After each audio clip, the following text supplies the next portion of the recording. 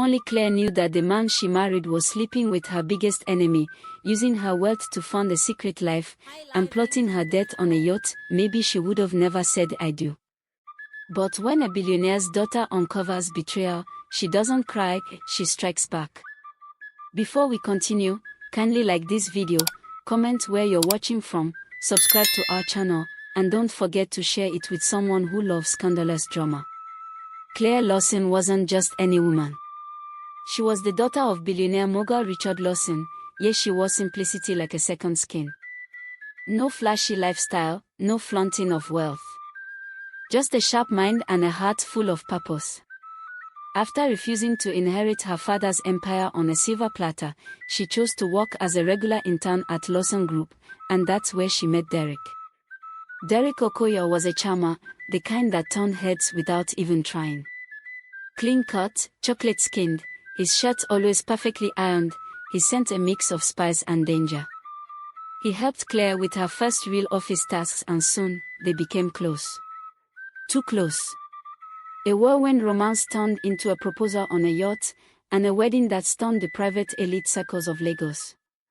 Derek didn't know Claire was the heir to the Lawson billions until months into dating, or so she believed. Her father wasn't fully convinced. "There's something off about that boy," Mr. Lawson warned. As a condition for blessing the marriage, he demanded Claire take along Dupe, a soft-spoken maid with mysterious eyes, into her new home. At first, Claire resisted. Why would a newlywed need a maid? But she eventually gave in. The early months of marriage were sweet. Candlelit dinners, weekend road trips, and passionate nights that left Claire glowing. But something was wrong. Very wrong. Pregnancy eluded her. Doctor after doctor claimed there was no medical issue. Then one evening, Dupe approached her in the hallway. "Madam," she said in a low tone, "please check the orange pills in the bathroom. They are not vitamins." Claire stared at her, lips trembling. "Are you spying on us?" "No, Ma. I dream things. And sometimes, they come true." Claire brushed it off, but that night, she couldn't sleep. When Derek left for a late-night board meeting, Claire tiptoed into the bathroom and checked the orange bottle. Nothing seemed strange at first. But her instincts had been awakened. She sent the pills to a private lab in Victoria Island. While she waited for the results, Dupe struck again. "Please, Ma," she whispered one morning, "if your husband asks you to sign any documents this week, don't. Not until you read everything line by line." That night, Derek came home with a suspicious file. "Baby," he said smoothly, "this crypto deal could multiply our money 5 times in 6 months. Claire smiled softly. But her stomach twisted. "Let me sleep on it," she said. And that night, Derek made a phone call he thought nobody heard. "We move on Monday. She'll sign before then. And once we're on that yacht, she won't come back." But what Derek didn't know was that Dupe was listening. And so was Claire. It started with a dream, Dupe's dream. A strange vision of Derek entering a hotel room, laughing softly, holding hands with someone who wasn't Claire. Hilton Hotel. Room 206. Saturday. 12:45 p.m., Dupe whispered one night in the kitchen as Derek came in to grab a bottle of water. Derek froze. The fridge door hung open as her words echoed in his head. "What did you say?" His voice trembled. "I saw it. In my dream," Dupe said calmly, her hand still stirring a pot of ogbono soup. "You were not alone. You were laughing. Holding someone." Derek stormed out of the kitchen, panic settling in like a storm cloud. Nobody knew about that hotel. He deleted the text, cleared the call logs. How did a maid know?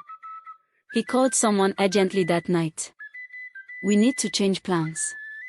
This girl, this Dupe, she's not normal. I think she's watching me." The voice on the other end, calm, male, dangerously familiar, replied, "Relax. Let her think she's in control." Our time is almost here. Meanwhile, Claire received the lab results. Her breath caught in her throat. The orange pills Derek took every night, labeled men's health supplements, were actually hormonal contraceptives, the kind that could block sperm production completely. She wasn't the problem. He was intentionally preventing pregnancy.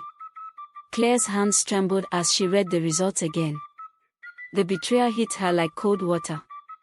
And then she remembered the crypto document he was so eager for her to sign. Could it also be a trap? She called her father's private investigator, Mr. Daniel Afori, and requested a discreet review of the contract. Within 48 hours, she got her answer. The document was a well-crafted fraud. If she had signed, it would have transferred every asset under her name, company shares, real estate, savings, into a secret offshore account tied to a foreign business Derek had set up using forged credentials. That same night, Derek returned home unusually cheerful. He brought shopping bags full of bikinis, sunglasses, and tropical dresses. "We're going on a yacht cruise next week," he announced. 1-year anniversary getaway. Claire forced a smile. "Perfect," she said. "Can't wait." But her soul was burning with rage. That evening, Dupe entered her room silently, like a ghost. "Madam," she said, her voice low and urgent. "If you go on that cruise, you will return in a casket." Claire's knees went weak. She clutched the wall and whispered, "What do you mean?" "They've planned it already," Dupe said softly. "Your husband and his lover. You will fall off that yacht. Your body will be lost at sea. But what they don't know is, I've seen everything. And I've made arrangements." "What arrangements?" Claire asked, panicking. But Dupe simply bowed. "Trust me, madam. Don't confront him yet. Let him believe you are still blind. Follow him. See it with your own eyes. Then strike." That night, Claire tailed Derek in her Mercedes, barefoot, still in pajamas, heart racing with each kilometer. He drove to an unfamiliar estate in Oja, a hidden luxury bungalow behind tall gates. Claire parked and walked silently to the window, her soul shaking. Inside, she heard voices. "I'm tired of being your secret," one voice said, male, sulky, familiar. "You won't be for long," Derek replied, voice dripping with false love. "Once she signs, we leave Nigeria. Just hold on, baby." Claire leaned closer and saw their faces. Derek and his cousin. The best man at their wedding. The one he made her promote. The one who lived in their BQ for a few months. She collapsed to the ground, gasping for air, her mind shattering. It wasn't just betrayal. It was premeditated destruction. But Claire wasn't weak. She wiped her tears, stood up slowly, and whispered to herself. "You married me for power, but I will bury you in disgrace." Claire stood in her private study long after she returned from that nightmare of a stakeout. Her face pale. Her eyes hollow. The tears had dried, but something darker had taken their place. Resolve. She didn't scream. She didn't shout. She plotted. By morning, she had called Barrister Hudson to begin drafting the divorce papers and signed a confidential request to freeze all Lawson Group authorizations until further notice. No one, not even the CEO's husband, could approve or access company assets. Then, she made one final phone call to her father. "Daddy," she said, her voice trembling with pain, "you were right about him." There was silence on the other end. Then the cold, calculated voice of Richard Lawson, "Do not worry. We will handle it. Lawson style." Claire knew what that meant. Her father was many things. Kind. Powerful. But above all, unforgiving when it came to betrayal. The next 48 hours were like something out of a movie. Unknown to Derek, Claire had bugged the study with an audio recorder. She began feeding Derek subtle encouragement to push his crypto proposal again. He didn't know the house was now fully wired. She wanted more evidence. Each night, he whispered sweet nothings to his lover on secret calls. Each day, he pushed the document like a desperate salesman. "Babe, sign now," he pleaded one morning. 1 billion naira will become 5 billion in less than a year. Claire's face remained neutral. I'm thinking about it." Inside, she was watching him drown. That Friday, he returned with flight tickets, claiming they were going to Seychelles after the yacht cruise. "Let's get away," he whispered, kissing her forehead. But Clare had already called immigration. The moment Derek attempted to leave Nigerian soil with her company's documents or any falsified paperwork, a red alert would be triggered. And Dupe was watching it all with quiet pride.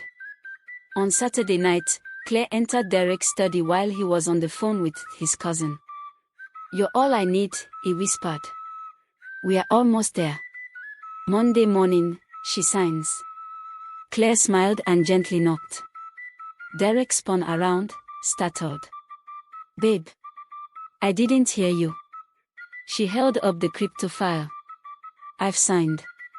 He blinked. You did."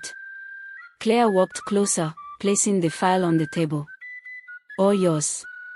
Derek nearly cried. He hugged her, kissed her, called her his queen. And the moment he left the room to celebrate, Claire replaced the signed file with a decoy, a fake investment file that would implicate Derek in wire fraud, co-signed by a dummy partner created by her lawyers. She knew he would make photocopies, submit them, and she wanted him to. Monday came. Claire called a press conference, announcing a new partnership for Lawson Group in front of Lagos elite and the media. Derek stood by her side, smiling like the king of the world. But halfway through her speech, her tone changed. "And finally," she said, holding up the real investment file, "we discovered that certain persons attempted to embezzle over 1 billion naira from the company through forged partnerships and fake crypto deals." Murmurs spread across the crowd. Claire turned slowly toward Derek, her voice like a dagger. "My husband is one of them." Derek's face turned grey. Gasps exploded in the audience. Cameras flashed. Suddenly, men in suits stepped forward, EFCC agents, lawyers, 2 uniformed police officers. Claire handed over her evidence calmly. "Here are the calls, the text, the forged documents, and the voice recording of the plan to murder me on our anniversary yacht cruise." Derek's mouth moved, but no sound came out. His eyes pleaded. "Claire, babe." She stepped back. "Don't call me that. Not now. Not ever." As they handcuffed him, the so-called cousin slipped out the back, only to be stopped by 2 agents waiting near the exit. His face twisted in fear. They were both finished. But Claire wasn't done. As the officers led Derek out of the hall in handcuffs, the projector screen behind them lit up. Images, videos, audio, everything. And the final slide. A picture of Dupe, holding a Lawson family crest. They all gasped. Claire smiled faintly. "You all thought she was just my maid," she said softly. "But Dupe is my father's goddaughter. A trained investigator.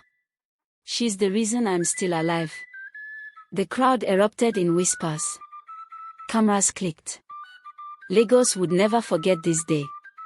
And Claire hadn't even touched her full revenge yet. The courtroom was packed. Socialites, journalists, ex-employees, board members, even distant relatives who hadn't called in years. All of Lagos had come to witness the disgrace of Derek Okoyo, the charming fraud, the fake lover, the lying husband. Claire Lawson arrived in a matte black G-Wagon, escorted by her father's convoy. Her dress was a tailored emerald green Agbod-inspired suit, her heels clicking like a gavel with every step. Behind her stood Dupe, dressed simply, but radiating silent power. Inside the courtroom, Derek looked like a ghost.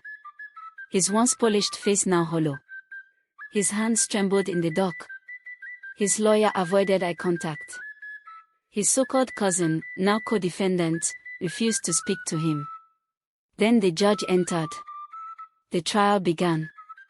The evidence was overwhelming. Fake companies registered with Clare's signature forged, encrypted wire transfers traced back to Derek's secret accounts in Switzerland, secret properties registered under fake aliases. But the most damning of all? The audio recordings. Played in court for all to hear. I married her for money, once she signs, we'll disappear. I've been taking contraceptives. Derek's head dropped in shame. His mouth quivered. Clare never flinched. Her eyes didn't leave him for a second. When the judge finally passed judgment, his words were like thunder. Mr. Derek Okoye, you are hereby sentenced to 20 years imprisonment for conspiracy to defraud, financial embezzlement, attempted spousal homicide, and identity manipulation. May this serve as a warning to those who think love is a tool for robbery. Gasps filled the room. Tears rolled down Derek's face. He turned one last time toward Clare, lips parting. I'm sorry. Clare didn't say a word. Her silence was the loudest sound in the room. Outside the court, the press surrounded her. Microphones everywhere. Mrs. Lawson, any words for Nigerian women going through betrayal? She smiled faintly and said one sentence. Let pain teach you, but never let it silence you. That night, as the news bled across Africa, Clare sat in her mansion, barefoot, sipping zobo on the balcony. Lagos had erupted with gossip. Twitter was on fire. Hashtag Clare the Queen was trending for 72 hours. But Clare didn't care about trending. She cared about healing. And dupe. She had already packed her bags. At sunrise, Clare met her at the gate, eyes misty. Please don't go, she said. Dupe smiled gently. My job is done, madam. He's gone. You're safe. Clare hugged her tightly. I owe you everything. No, you don't, Dupe whispered. Just promise me, never let a man dim your brilliance again. Dupe turned and walked down the driveway, disappearing into the morning sun like a ghost who had finished her mission. In the following weeks, Clare restructured the entire Lawson Group. She introduced a mentorship program for young women, started a foundation for victims of emotional abuse, and took therapy sessions seriously. She cut her hair short, bought herself a motorcycle, took solo trips to Ghana and Dubai. She laughed again. She learned to sleep alone in peace. And most importantly, she forgave herself. Then, one random Wednesday, she received a letter from Kirikiri Maximum Prison. From Derek. It read, Clare, I lost everything. But worst of all, I lost you. I now know that power built on lies always burns to ash. I'm sorry. For real. She folded the letter. Tossed it into the fireplace. The flame ate it up in seconds. Later that evening, as she walked barefoot in her garden under the full moon, her phone buzzed with a text from her dad. You've made me proud, my daughter. You're stronger than I ever was. And Clare smiled for the first time in a long while, not because the storm was over, but because she had learned how to dance in the rain.